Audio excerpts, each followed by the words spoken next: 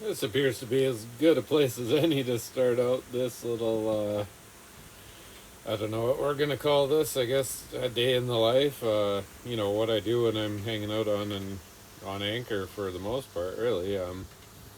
So obviously, beautiful location here. The weather was kind of poor. There was a lot of rain the first couple days. This is just a little dinghy exploring. But yeah, you're gonna see a bunch of cooking, cleaning, whatever, just, kind of random day in the life moments. I did spend a lot of time here.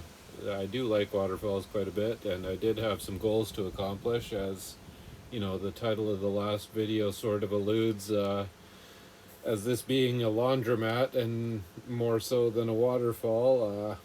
My main goal of coming here was actually to do laundry and just try to kind of prove to myself that if if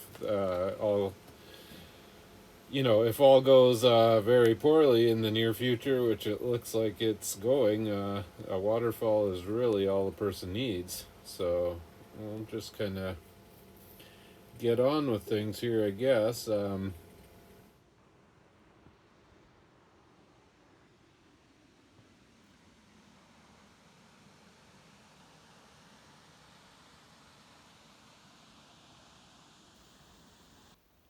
Nature has provided a lovely walking path here via, rocks and what have you.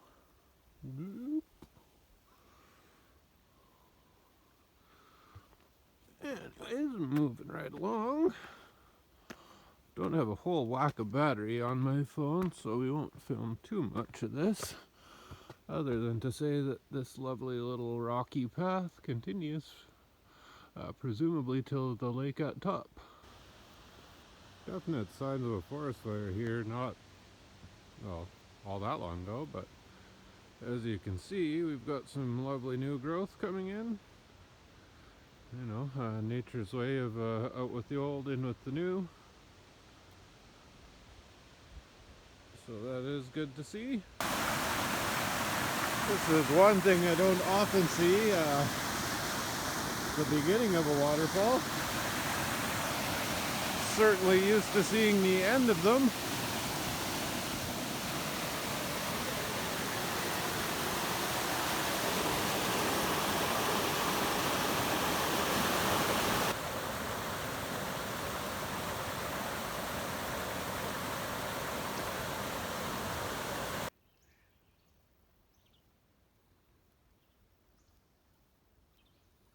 A wee bit over a year that I've been here on these Pacific Northwest waters.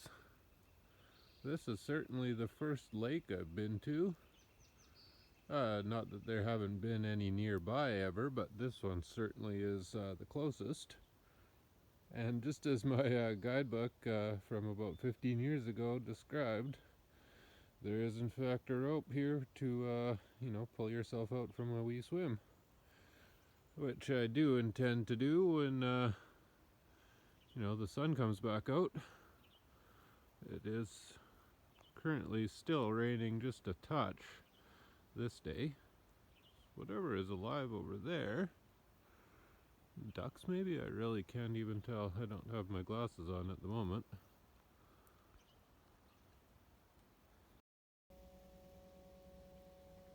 So here for tonight's menu, I've got these wee mussels I collected earlier. At low tide, obviously, they're just hanging out in some ocean water right now. My intention is to build like a kind of seafood pasta sauce out of it and do some pasta. That's just on hold for the minute. I might get started here in somewhat soon. But anyways, I intend to use said ocean water to cook everything in. The one thing I don't like about pasta, this is just part of my kind of water conservation, I guess, ways I've gone about thinking about how to conserve water. Yeah, with pasta water, I mean, you could use a little bit for your sauce, but really you're just pouring it right down the drain. I can't really think of any other use I would have for like salty flavored kind of pasta-ish water. So yeah, that one is sort of something I don't like to waste. Strange. Anyways, so yeah, that's sort of my intention here is I'm, like I said, gonna cook everything in the same water. I mean, obviously I'll use a saucepan for the sauce, but yeah, I don't know how crunchy that's gonna become. But yeah, we'll find out. So phase one, all the aromatics are just kind of getting friendly with each other as we speak. So just getting some flavors developed here. And next on the agenda, a wee bit of thyme.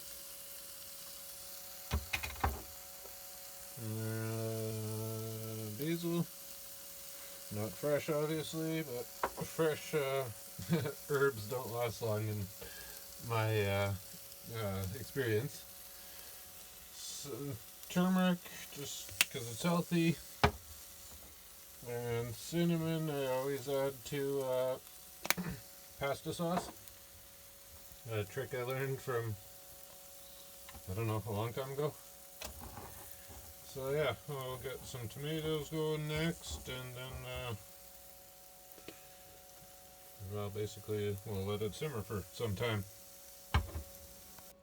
So added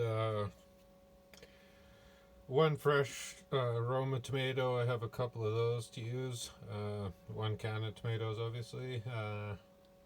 Rough chopped a lot of broccoli stock. It works well if you can, cook it for a decent amount of time. No reason to throw away the stalks on the broccoli. And then just a few chunks of broccoli, because like I previously said, it's got to be used up before it goes bad. So just give this guy a wee steer, and then let him simmer for a while, and get some ocean water warming up for the rest of this kind of seafood pasta. I guess I don't know that I mentioned I put just fresh garlic, onion, and ginger were the first little bits there. Just kind of rough chopped everything up the way I always do. I don't put a lot of effort into preparation. Yeah, just quick and easy kind of is my style. Same knife, same cutting board, same pan as always. Do need my light here, so just film that way, get under the mussels. Just kind of waiting for them to at least half open until I add them to the sauce and let them simmer away. And just like that, the mussels are joining their saucy friends. Pastas are now cooking in ocean mussel water. And yeah, that can, I don't really care if the pasta's hot or not, so I'll just cook it and turn it off when it's done and let the I'll let the sauce simmer as I please until I eat it. And there you have it. Dish doing friendly. Obviously, I've combined it all into this pan, I guess. Just this will be my plate from now until this dish is finished tomorrow. Yeah, so Mr. Rice Pot is gonna stay dirty until he gets used again. This collection stays dirty until it needs to be used. Yeah, I really, just to conserve water, I don't do dishes at all. I'll rinse things off in the ocean, or, just use a paper towel. As you can see, I keep, dirty old paper towels around just to re-clean dirty areas. Because, yeah, then paper towels need to be thrown away and purchased, so I try to get a good lifetime out of them. So yeah, this is my water conservation ocean pasta. And I'll tell you right now, just from licking the spoon, after I gave it a wee steer, it is definitely salty. So I was, I knew that would be a possibility. I didn't add any extra salt to it, just You know, I expect the pasta would have absorbed a lot of the salt from the ocean water. But whatever, I'll eat it. The ocean certainly isn't going to kill me. Very delicious. I do try to clean off the majority of the barnacles and such.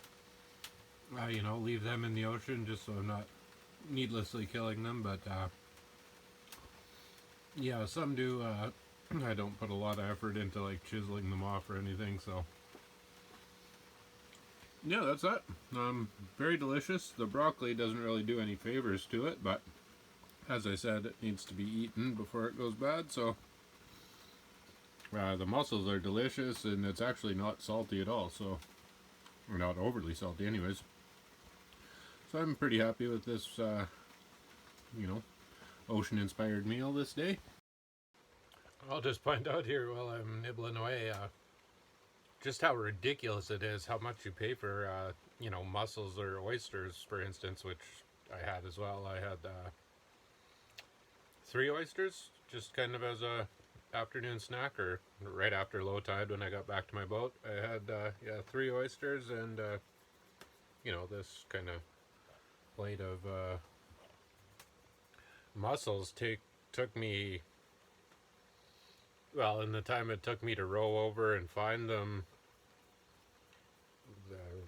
let's say, and row back to my boat. I went on an actual pretty long dinghy adventure, but had I just gone to collect these like a half hour.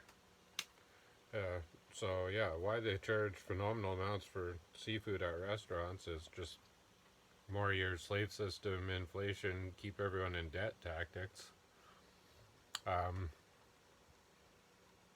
You know, obviously if I could grow my own food, I would certainly do that, but the few things I've tried to grow in the past, I had some tomatoes. I did eat them, but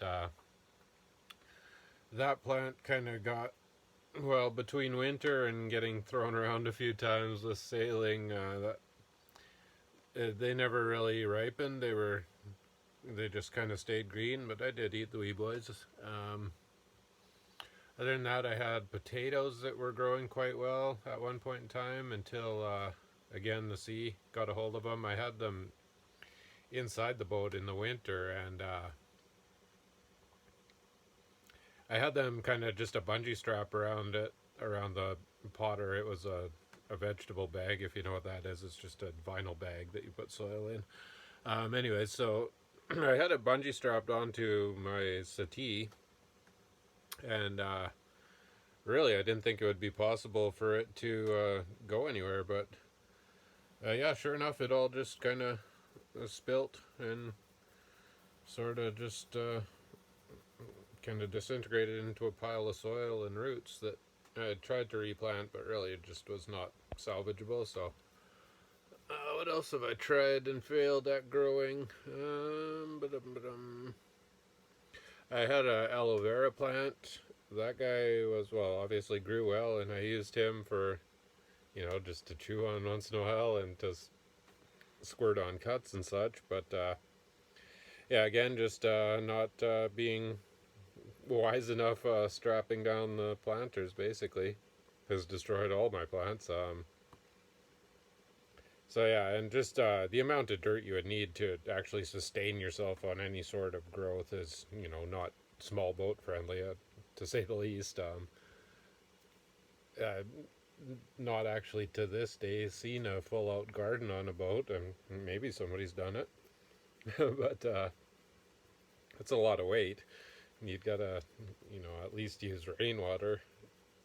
Although I was told by some local person I was talking to, that ocean water is actually good for plants, as far as all the minerals and such, which, you know, seems somewhat believable. I'll drink a bit of ocean water every now and then. It's, you know, if I'm in deep water and it's clean, why not? It's good for you. It's the ocean. But where was I going with that?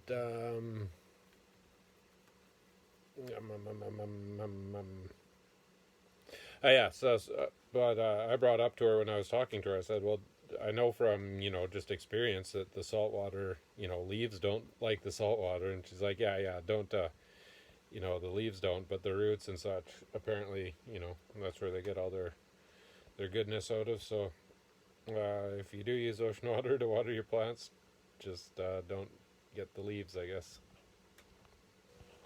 I was just realizing, I should mention these mussels, anyways.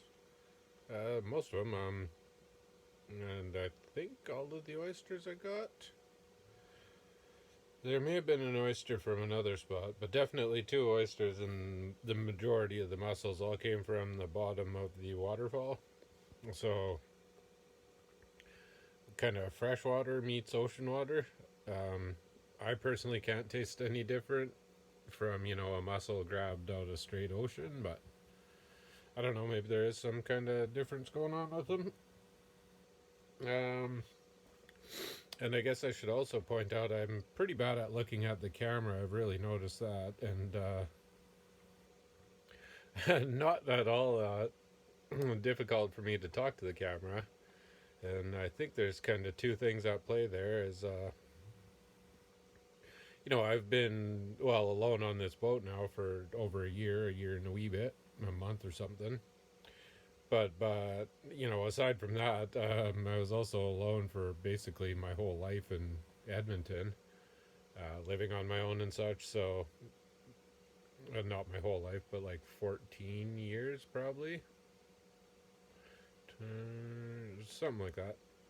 So yeah, I'm no stranger to living alone, and like I said, why I kind of look all over the place when I'm talking is because I generally just talk to myself. So I'm not really caring at what I'm looking at. And that's why it's easy for me to, just jump on camera and start talking to nobody, but because I'm just doing what I always do anyways. So yeah, there's that little fun fact time for you.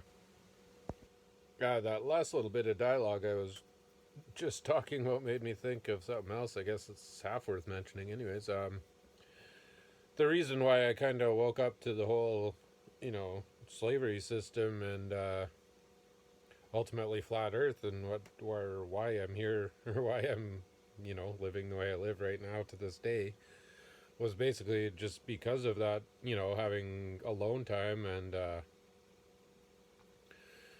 being from Alberta. If you've ever been there in the wintertime, I mean, it's a ridiculously harsh climate. So regardless of being alone or not in the wintertime, I hate cold weather, so I just was a hermit as much as possible. I'd go to my slave owners and do my slavery for the day, but yeah, I typically had lots and lots of time on my hands, and I guess when you're by yourself, it's easy enough to research oddball topics without criticism. So I really just stumbled across flat Earth like everybody else did back before SensorTube started really pushing back against it. So back then it was everywhere. It was constantly popping up on on suggested playlists and whatnot. So eventually I was like, what the heck is this all about? Like, I gotta click on one of these videos and just see how stupid these people are, because how can the Earth possibly be flat, right? So yeah, it was definitely easier to wake up back in the day before YouTube began, SensorTube. I don't know exactly when Google bought them. I think I've heard, I don't even know for sure, in all honesty, whether that had something to do with the new censorship policy. I'm sure it does, but I don't know exactly what the timeline for Google buying YouTube was. I think YouTube started in 07, if I'm not mistaken, but I could even, I don't know. I haven't had internet here for the last couple days, so I don't don't even know what the weather is supposed to be like. So far it's rained here like pretty much constantly since arrival. Whenever that video comes out, you'll see I was just absolutely soaked by the time I got. Well, you probably won't see it actually, because the GoPro was not recording the majority of that trip. Whatever I got from my cell phone probably went to bin to myself. But yeah, it was raining pretty hard when I dropped my anchor, and the last few miles of sailing, and then pretty much since I've been here, there's been a few bits of sunshine today, but yesterday was pretty much 24-hour rain, and then today has been on and off. Hasn't really rained too hard today, but I'm just kind of looking out the window right now, and it is just kind of lightly raining at the moment, which was pretty typical. But like I said, I went on my low tide kind of dinghy excursion, and then I did prior to that, and during one of the rain breaks earlier in the day, I think it was still morning at that point, I took a break from editing. Took a break? Take a break? Took a break from editing. I'm trying to get together, my kind of Savory Island trip, I guess you'd call it, and then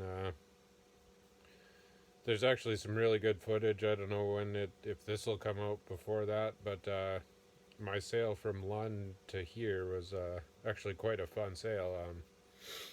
I was, for a good portion of that sail, my average speed was pretty close to the hull speed of my boat. It was kind of a heavier wind day and following sea, so I was getting, I actually kind of half-timed the current too to be working in my favor the majority of the way, if not all of the way. Things got funky, but you'll see that eventually. So I guess that was just something I wanted to point out, that whether or not it's easier to realize that you've been deceived your whole life if you're alone or not, I don't know. I guess it doesn't really hurt, that's for darn sure. It's quite possible that a lot of people, like-minded people to myself, well, I would probably shouldn't even say that, because a lot of the channels I follow are married, have children or whatever. So I guess, I don't know if that's an actual demographic you could throw some statistics at, but we all know what statistics are, so yeah, take that for what it's worth. So this kind of mess of broccoli, believe it or not, is an omelet. There are a couple eggs in there, but as you can see, clearly being dominated by broccoli, and again, not really by choice. I really, I ended up spending like $20 on broccoli because, I'm not allowed to buy my own groceries, so I give a dude cash and a list, and this is what I get, and I'm really just determined not to waste all this money on broccoli, so there will be lots of broccoli being eaten in the next days, as broccoli does not last long without refrigeration. But I'm really at this point, I'm not able to earn money given the present situation of society, and clearly it's, the fact that I can't even buy groceries, more than 50% of the time that I try, is just really getting to the point where it's not even worth spending money on food anymore. I mean, it's going to get to the point here very quickly, and sadly, that I won't even be eating any kind of vegetables or roots or anything. It'll just be straight seafood, because that's all I have access to. And yeah, all you people complying with the diaper, you are really, really destroying humanity. I hope that is very clear. And we'll end on that note. Okie dokie, so one problem with not being able to buy your own groceries is you get, a ton of stuff you don't really want to go through, so this is kind of inspiring this dinner creation here. We've got, some onion, ginger, and garlic browning, and we have lots of broccoli. I asked for 2 crowns, thinking, normal size crown of broccoli. I got 2 this big, so lots of broccoli, not really complaining. I do like broccoli, but um, cauliflower has more protein, for instance, but they did not have cauliflower, so anyways, you're gonna see nothing. You'll hear me for a minute or two as I add my broccoli to the pan.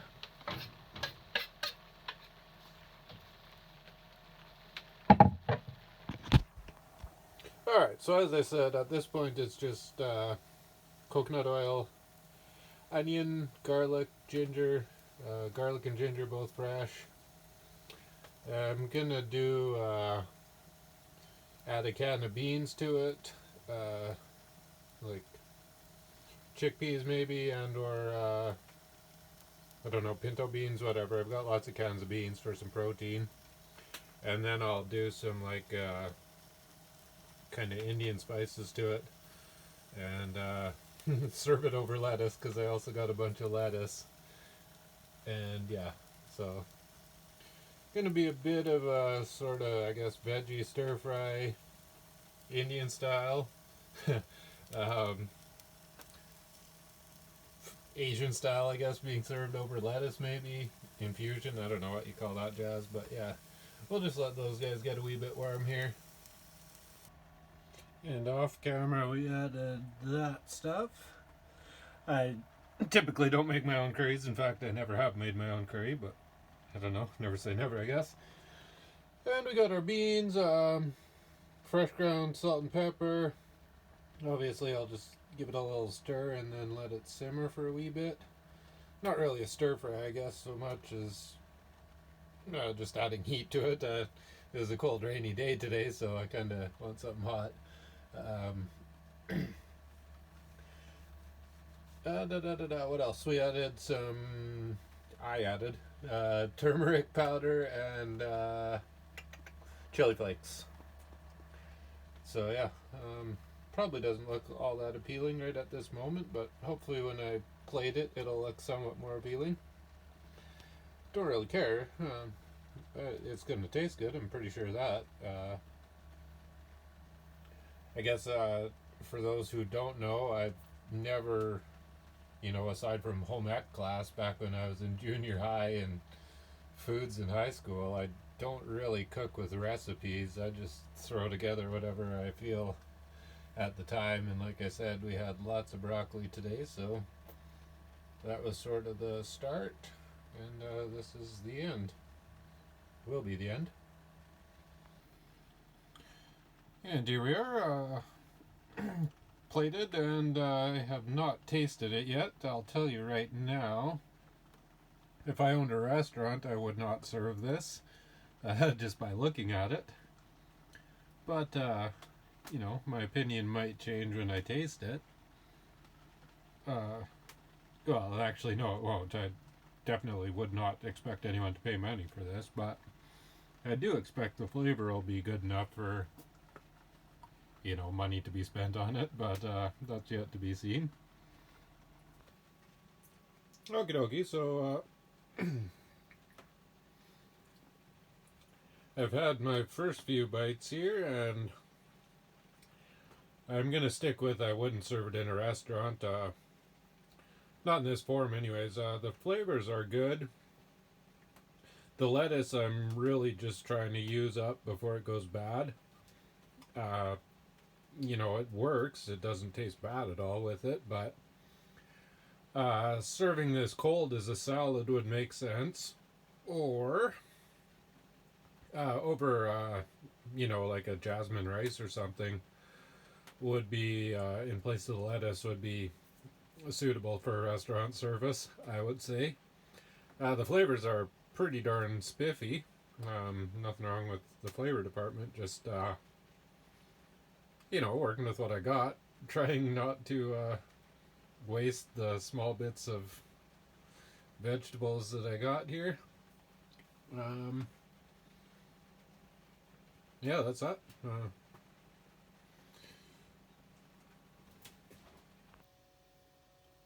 Pretty confident these wee leftover bits will wrap up nicely here for a good little snack. So I'm currently drifting towards said waterfall here with some water jugs for filling purposes, and got some dirty laundry that I'm gonna attempt to clean. The only problem being right now it's kind of low tide, or fairly low at least, so it might be difficult to actually get to any part of the waterfall, you know, with any sort of pressure to get things clean. That remains to be seen. I might have to attempt this later, but the sun is finally shining today, so and it is Friday, so I expect more people will be showing up, you know, for the weekend here. So I kind of want to get this done now, so I can let my clothes at least, you know, hang out in the sun and dry, if I can get them.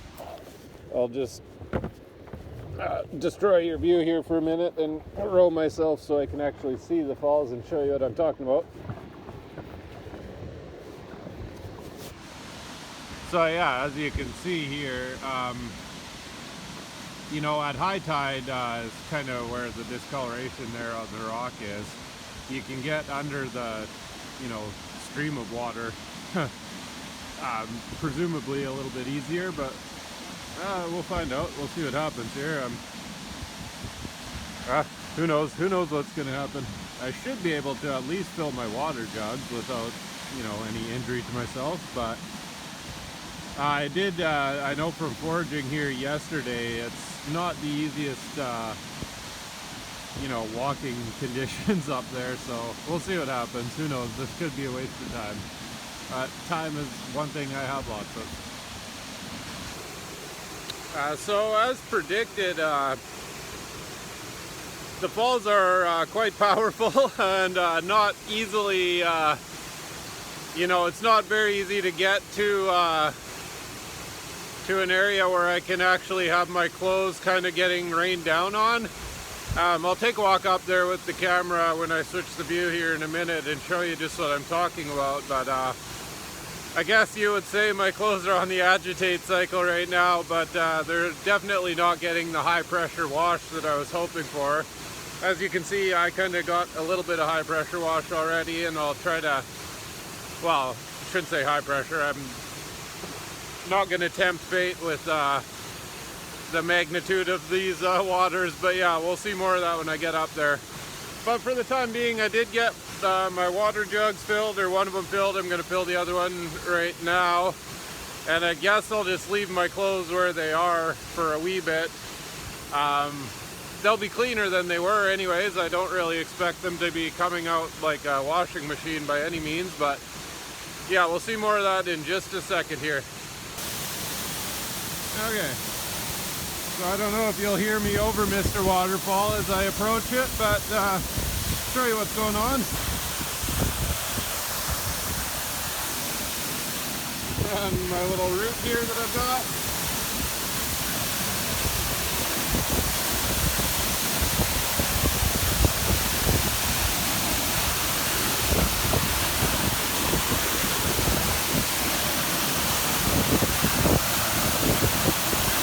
Okay, so there's the clothes on spin cycle.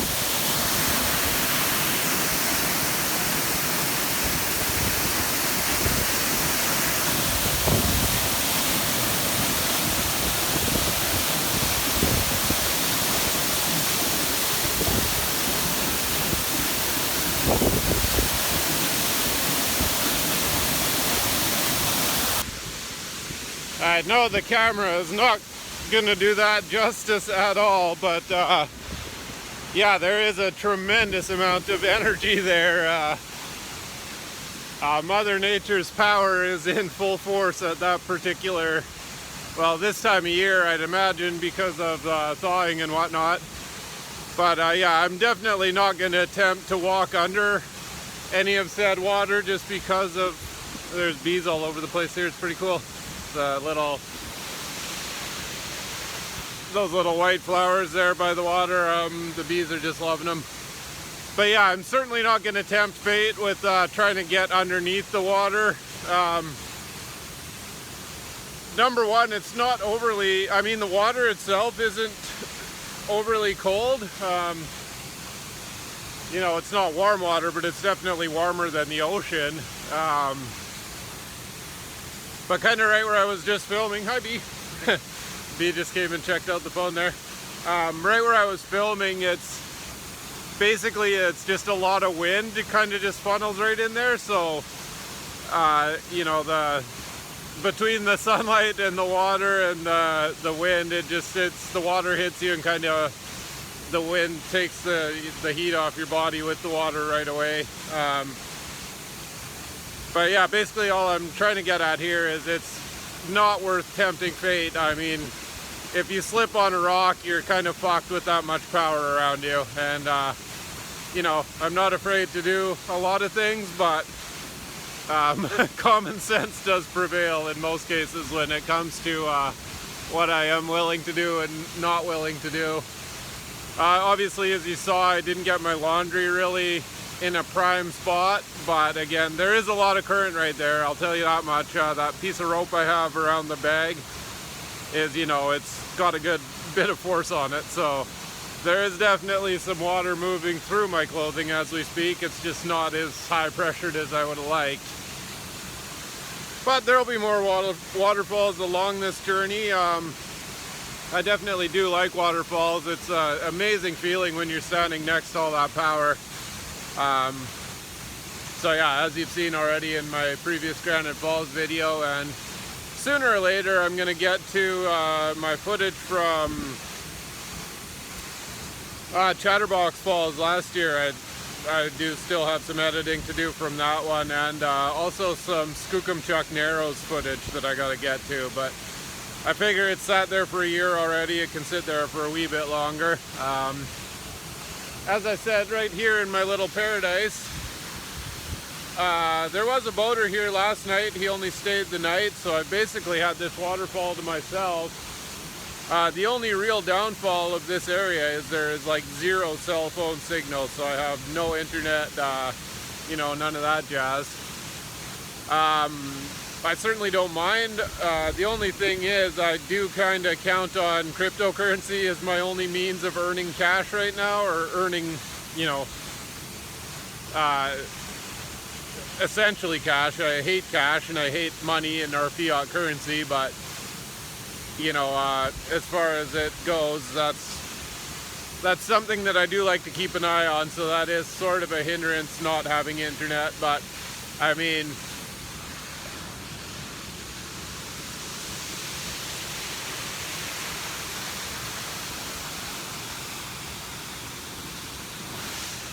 very hard to complain, as you would probably see. So yeah, I'm gonna go fill up my other water bottle and I don't know, try and get a shower, I guess, somehow. See how far I can make it without risking any sort of severe injury. One more thing before I forget. I saw a very unusual creature and I have no clue what it was. When I was walking over to that little area where my clothes are, the first time I walked over there to fill my water jug, very strange creature. It looked like a fish, like 100% looked like a fish. But it was not in the water, and as soon as it was aware of my presence, it very quickly became like got itself under a rock. So pretty doubtful it was a fish. I'm kind of curious if it was some sort of lizard. I have no idea whether they'd be this far. You know, the only other place I've seen lizards, or the only place really I've seen lizards in BC is down in Brentwood Bay area near Butchart Gardens. So I don't know, they might be here. Certainly was not a snake, and I can't see it being a fish out of water. This isn't, I think in, I want to say in India, but I'm not sure that that's correct. But I have seen on BBC that there are fish that actually walk out of water. Just Google walking fish, I'm sure you'll find it. But I'm pretty sure they're not here in this area. So yeah, I have no idea what this creature was, but I don't know, maybe I'll see him again.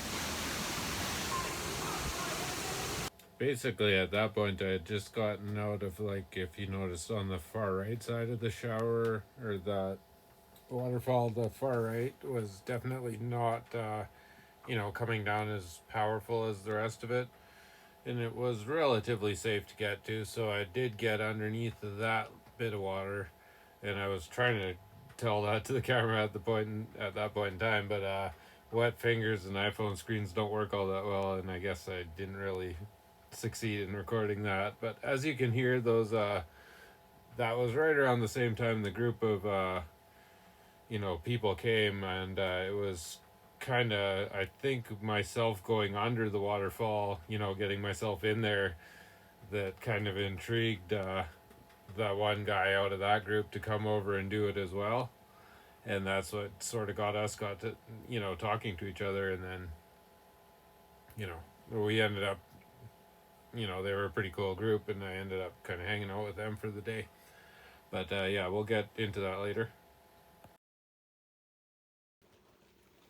So we did get what do you call waterfall laundry.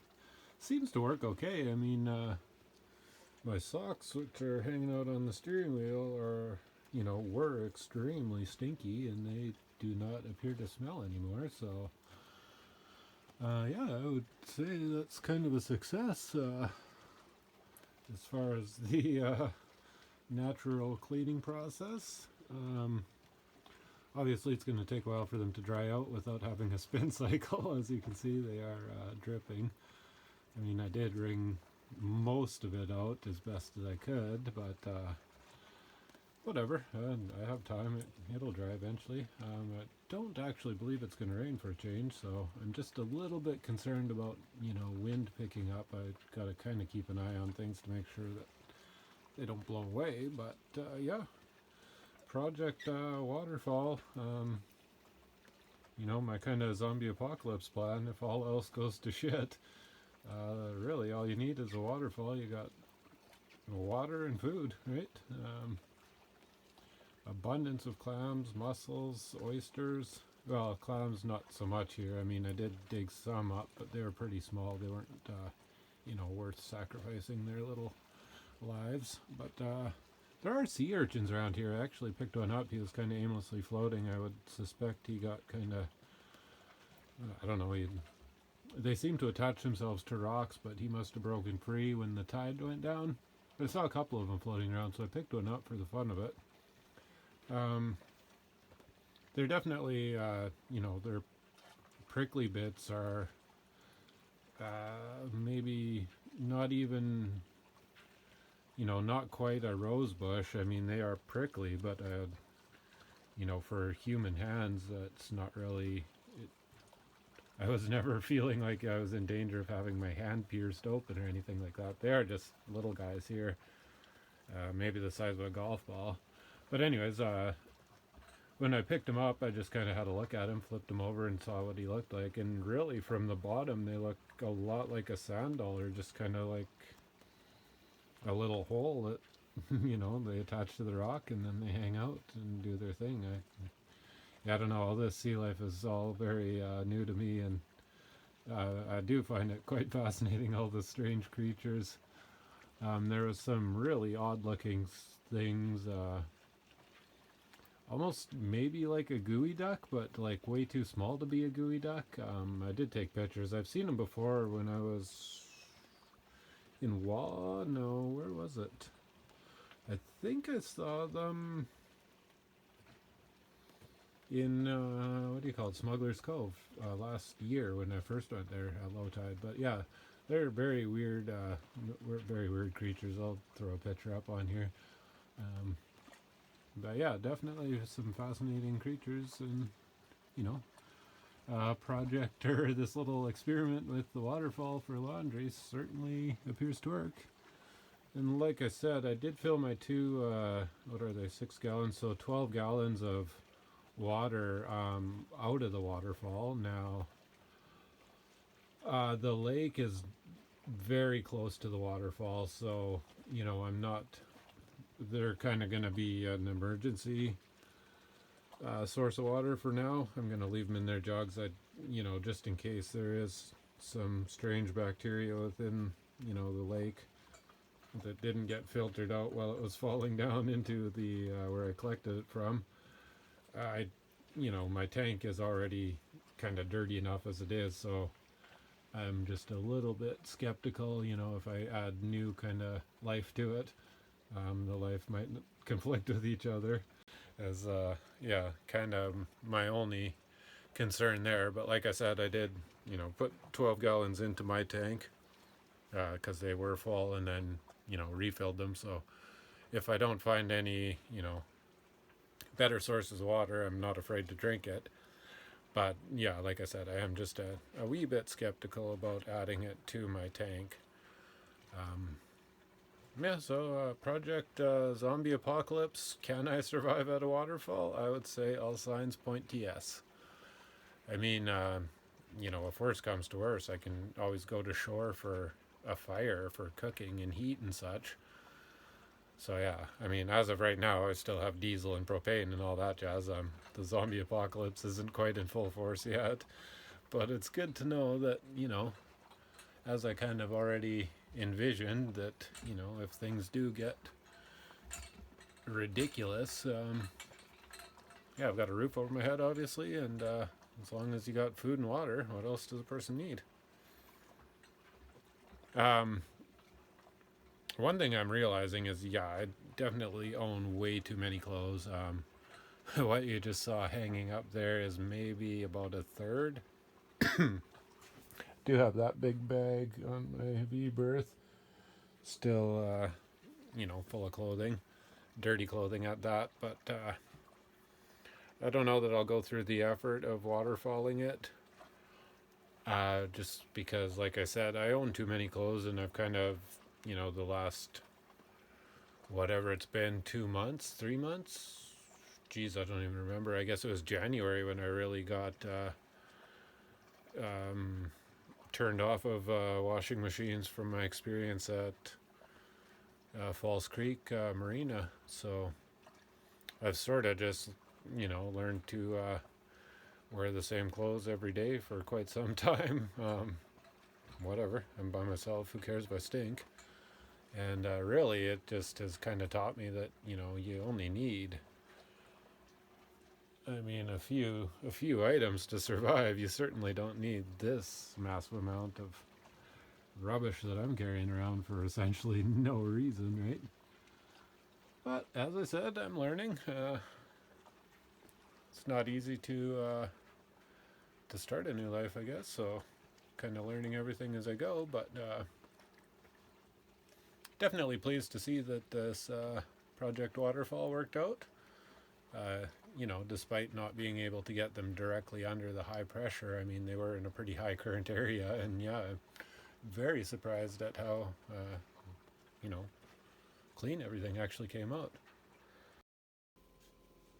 So it's 9:30 in the morning. I'm kind of preparing a non-traditional breakfast just because got a lot of sunlight here, working on drying my clothing off, and as the sun is giving me full solar power, I figure I'll conserve some propane here, and I got the rice cooker plugged in here, just cooking some rice.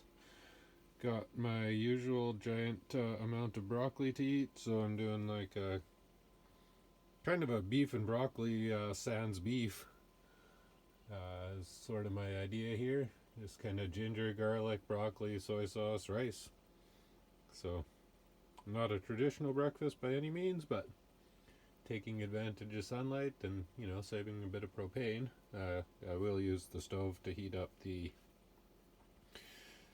broccoli and ginger garlic mixture, but yeah, if I don't need propane to boil up some rice, I definitely like to take advantage. So here's our broccoli. Like I said, just the garlic, ginger. I did add some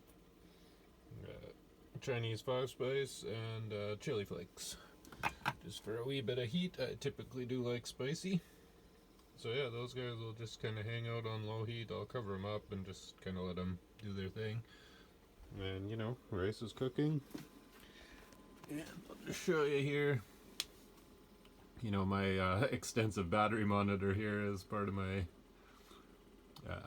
whatever you call it, 310 watts is being used. I got 200 going back in, and so it's, the voltage is down at the minute, 11.7, but yeah, as soon as this turns off, it'll just go straight back to charging at 14.5 volts or whatever it would be.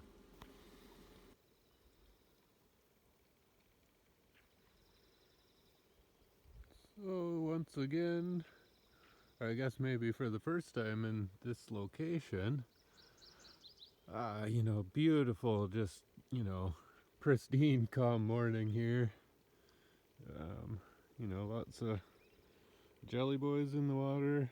There were a couple large schools of fish that I watched swim by earlier. Birds are singing.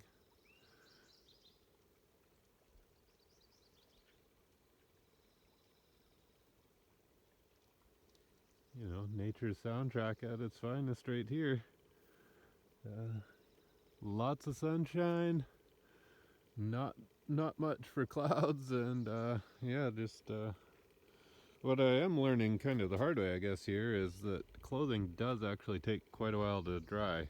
So yeah, I've got, I'll be stuck here. Well, not stuck here, but I will be here for, I'm not going to do the rest of my laundry just because of how long this drying process takes. So, today being as calm as it is would not be, conducive to sailing away anyways, but I think, the majority of this day is going to be my clothes drying and, me just enjoying the sunshine. I did meet a really cool group of friends here. They're just staying down around the corner there. They chartered a sailboat, 6 of them, 3 couples, I would gather, chartered a sailboat, and they're just taking a week to, do what I do, basically, live on the ocean and have a time. So pretty cool meeting them. I rowed over to their boat yesterday, way down yonder. One thing I learned, I would assume they're gone by now. They said they were leaving early morning. They're going to make their way around this island. West Redonda is what this is called. But anyways, when I was over there, there is an old logging road by the looks of it, and an old dock that's there. So that's maybe something I might explore. The waterfall is... there's a little fishy jumping there. Waterfall is always close by and fun to, spend some time at. So who knows what the day will bring today. Like I said, I don't expect to be leaving this anchorage today. I'll probably, tomorrow if some wind comes around, or maybe if it doesn't. I am kind of in need of some cell phone signal, but not going to worry myself with technology a whole lot at this point.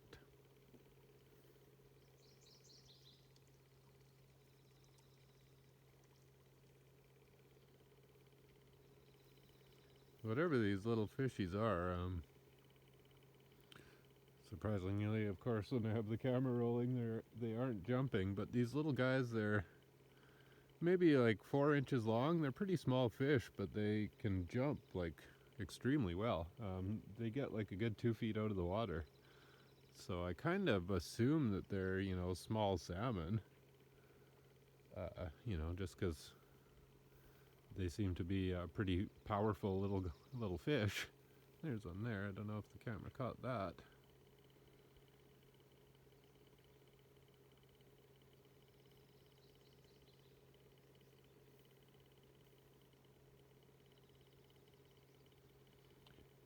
I did sell my iPhone kind of camera mount system with my motorbike way back before I left Alberta, and that decision is coming back to haunt me. It would be, it would come in handy nowadays, but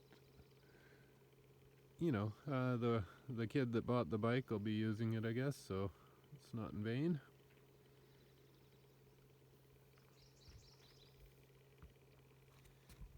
I wish I could randomly capture one of these little fishies jumping, but kind of hard to predict where they're going to jump. Not sure if that one made it on camera.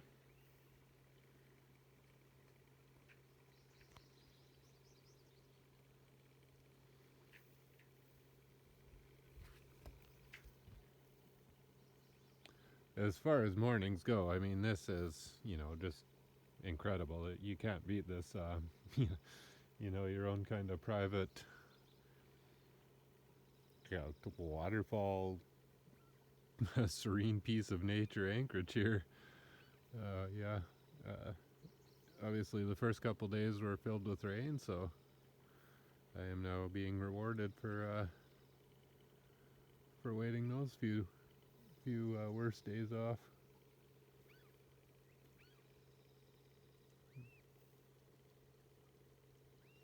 Not sure what kind of birds those are.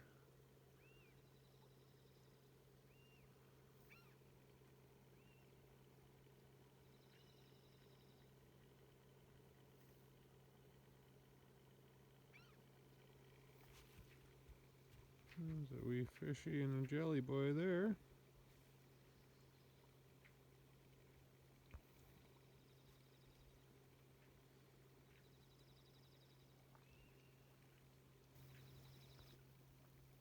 Not sure exactly why jelly boys come to the surface, but they certainly do. Another little fishy there.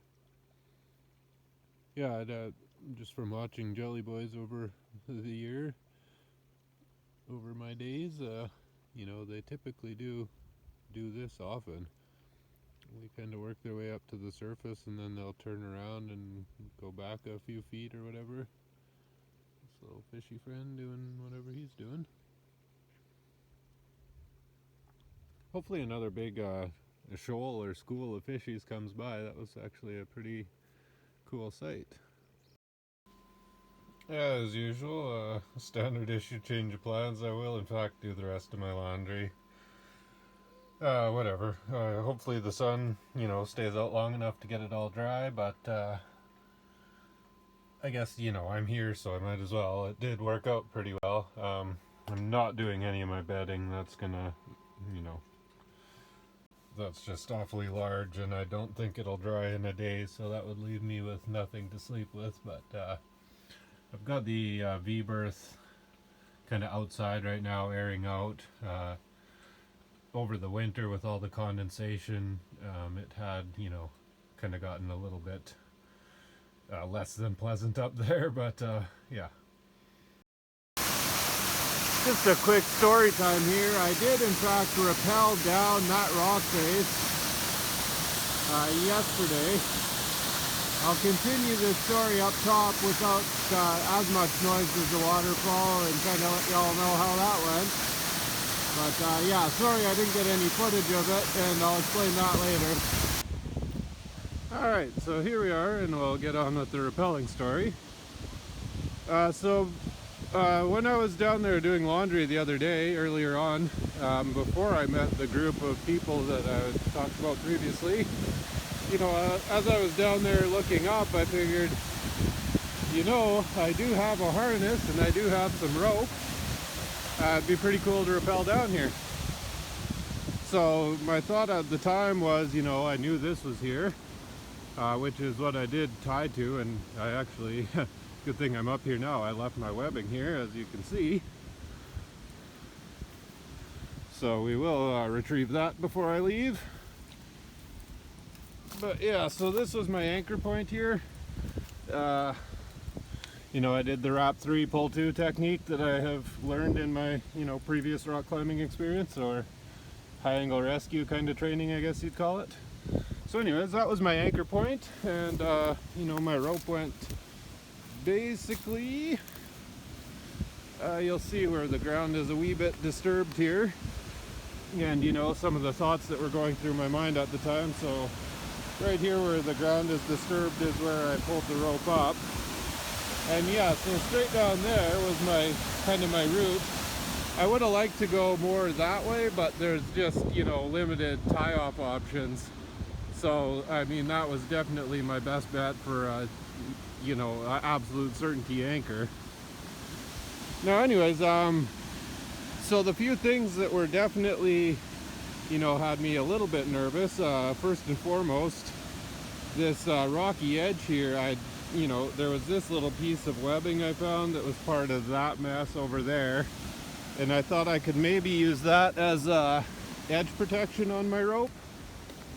But you know, I was up here by myself at that point in time when I kind of started my descent. So that edge protection was never in place. So that was one thing always on my mind as I was making my way down. I tried not to swing back and forth too much. So I did end up getting pretty tangled up in that tree. See if we can get a good look at it here, kind of safely-ish.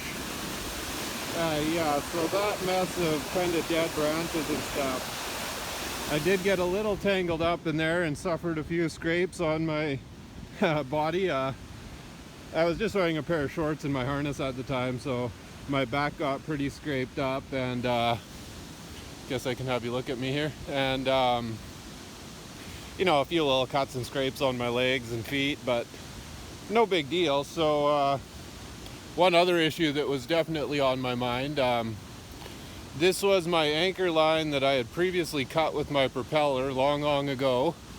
My very first night anchoring, but that's a whole other story I won't get into right now.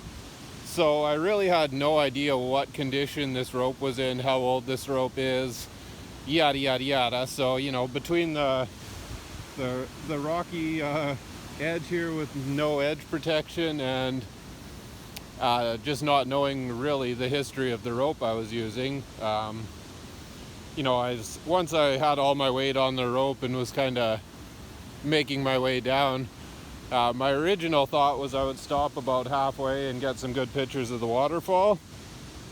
I've got a little bee friend here hanging out with me. Hello, friend. Anyway, so yeah, I didn't actually pull out my camera. Once I got onto the, you know, once I had my weight supported by the rope, my, you know, kind of thought I had was, okay, let's just get this done with quickly and not hang around on the rope for, you know, any extra amount of time. Now, another thing I'll mention, and this goes against my high angle training that I received many years ago. It's also worth mentioning I haven't done any kind of rope, you know, been on rope for 20 years, like literally 20 years. It was 2001 last time I did anything on rope. So anyways, my harness, my gear, my webbing there, all that, pristine condition, no worries. It's all Cassel stuff, all good quality. But yeah, as I said, the rope was questionable. I did use it to stern tie when I was over at Savory, so I knew it at least held my boat somewhat. I knew it wasn't, you know, completely useless rope. So, I mean, the chances of it breaking, pretty darn slim, but it was a thought on my mind. I obviously didn't have any, you know, this was a one rope rappel. I didn't have any kind of belay line or anything like that. And, you know, it was kind of rocky death below. So, you know, I do take these risks into account before I do these kind of silly things. And as I said, it was on the back of my mind. Now, anyways, getting back to what I was just saying, in my training, I was, you know, always told to always use static line for rappelling. This particular, you know, being an anchor rode, a piece of anchor rode, was a dynamic line, which is fine. I mean, rock climbers use dynamic line all the time, just to absorb some impact when they fall or if they fall, right? So it's just not ideal, as far as I was trained anyways, to be rappelling on. And the one thing that really caught me off guard is just, this was actually my first time rappelling down a dynamic rope. So the amount of, you know, elasticity was definitely noticeable. When I would try to kick off the rock face and kind of make my way down, there would be like a kind of bouncy period that just felt kind of awkward, just not what I'm used to. I mean, bearing in mind, this was 20 years ago last time I was on rope, but it was a much different feeling than I remember, just for that, you know, elasticy kind of, that springy feeling was a little bit uneasy. Just because, again, it's not something I was used to. And the other, the D-ring I was using, it's a Cassel D-ring, just a standard issue D-ring rappelling device. Just a simple munter hitch, basically. I believe it was intended to be used on a smaller diameter rope. I took a picture of the rope. It'll be in this video. You would have seen it by now, I think. So off the top of my head, it looks close to 5/8 of an inch. And I would guess my D-ring is probably meant for, you know, 1/2 inch, 12 mil kind of thing. So it was actually a little bit tricky to even free fall down the line because of, I believe, just because of that diameter of that rope and the, you know, what my D-ring was intended for. So that's how I ended up getting tangled up in those trees. It was kind of hard to kick off, like I said, with the bounciness of the rope and just the diameter, you know, as I would kick off of the rock face and then try to, you know, let myself free fall. It just was not free falling very quickly. So I would, that's, you know, ultimately how I got tangled up in that tree a little bit. But I mean, obviously I made it down, I'm safe and sound, and just, I guess, to get back a little bit back on point here, and I'll give you some of this scenery for the rest of this. So my original, when I had first thought of this idea, my only real issue I had was, you know, once I made it down yonder, how the heck would I get from there back around that corner to the dinghy dock? You know, so either way I was kind of contemplating, well, I could leave my dinghy down there and swim, or, you know, I could try and climb up over there or whatever. I had a few ideas in my mind as to how I would do it. But, you know, meeting this group of people that I met, they were all pretty cool, and, you know, I ended up spending a lot of the day with them actually yesterday. I went over to their boat and everything like that, so that's another story for another time. But I had mentioned to them, I'm like, yeah, I kind of had half an idea to rappel down here. Would you guys be able to, you know, somebody be able to meet me at the bottom with the dinghy, just to avoid that kind of, you know, I wouldn't have to swim or anything silly like that. So yeah, they were cool with that. Capitan Reza was his name. He just brought his dinghy down and picked me up at the bottom and took me back, you know, to the dinghy dock, where I was able to finish my chores, if you will. I'll just put you here. I think you might stay there while I get my webbing out of here. So yeah, the reason I didn't get any footage, I mean, my kind of original plan was that I would set up my GoPro down at the bottom to record it all. And like I said, I had planned on taking pictures with my iPhone on the way down. But, you know, as is kind of not customary for me, I was actually, you know, relying on the favor of some newfound friends.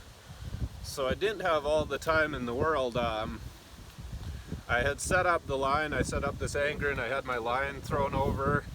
I took my dinghy down just to make sure that there, you know, my rope wasn't caught anywhere and that it was in fact long enough to get to the bottom.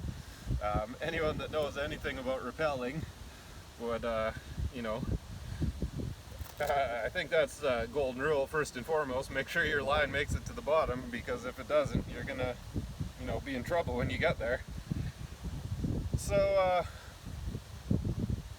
yeah, I had done all that. I had everything kind of ready to go. I had my harness up here, my gloves, everything was basically all ready to go. And so they were ready to leave the lake, and I'll bring you over there and show you where we were jumping off and swimming around.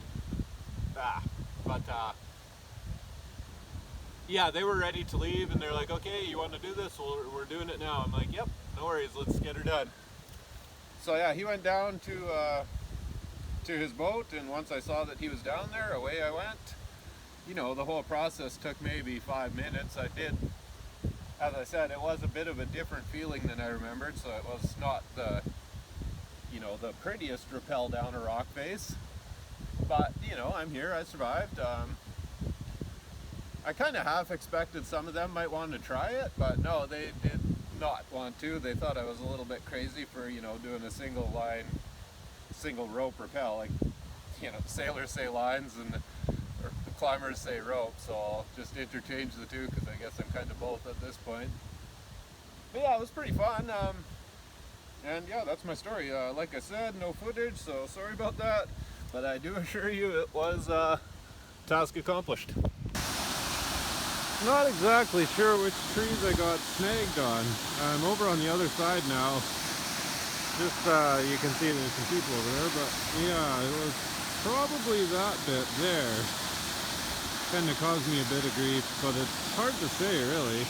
This would have been the better place to rappel from. I think I took a picture of it last time, but from, you know, ground level, it doesn't look like there's really anywhere at all to anchor up here. You know, I could tell there was no trees. Now that I am up here, however, there is this wee piece of metal in the ground here. You know, it was previously used by some sort of logging. There's a lot of evidence of, you know, logging around this area. Another one right there, in fact. So yeah, I definitely could have anchored here and it would have been a much pleasanter rappel down. But, you know, I'm not gonna tempt fate again, just yet. I will try to actually buy a real good piece of static rope to use for these sorts of things, just so I can eliminate that kind of doubt, I guess, if nothing else. But yeah, this is, you know, the other side of the falls. I guess we'll go get a wee gander at the falls while I'm up here. I did take a picture, but video always does well. And we can see there's my laundry there. It, like I said, it's not right in the pressure of the water, but it does the job.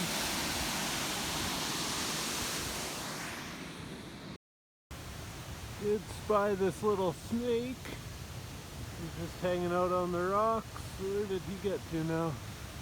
He's cleverly hiding there. Good grief, camera, where are you? It's one of those instances where I can clearly see him with my eye, but I cannot tell where he is on the phone screen. See if we can get a better look at him over yonder. Where are you, friend? There he is.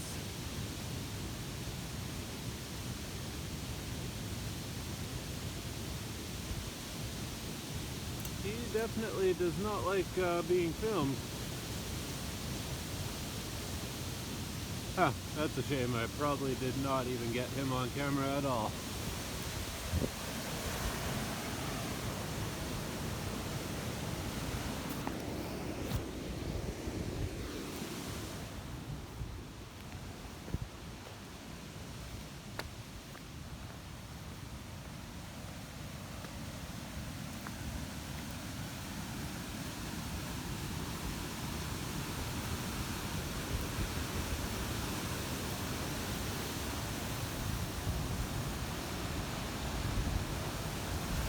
There he is. Just there is his little body. If he decides to move, it might become more obvious. Right by that leaf.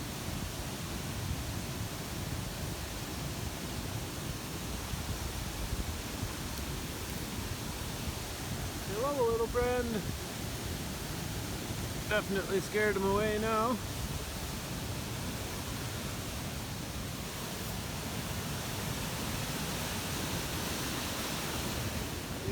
There he is. You were a tough little fellow to film, my friend. Beautiful little creature.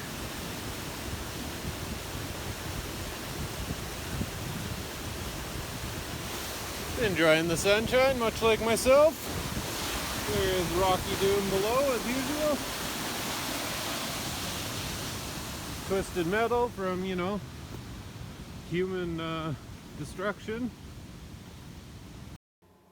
And on that note, we'll just leave you with this view from up top. Like I said, just you know, just kind of a random collection of a video I took during these, I guess, 5 days, 4 nights here at the waterfalls. I guess thank you for watching if you've made it thus far. This is a long one, I realize that, and, you know, not really a whole lot of point to anything, but, you know, day in the life, sort of, I guess, what I do when I'm hanging out on anchor in a particular location. Lately it's been a lot of sailing and, you know, just spending nights at anchorages and then waking up and sailing again. But yeah, spots like these where I tend to hang out for a few days, this is sort of my life. So thanks for watching, and we'll catch up next time. Thank you.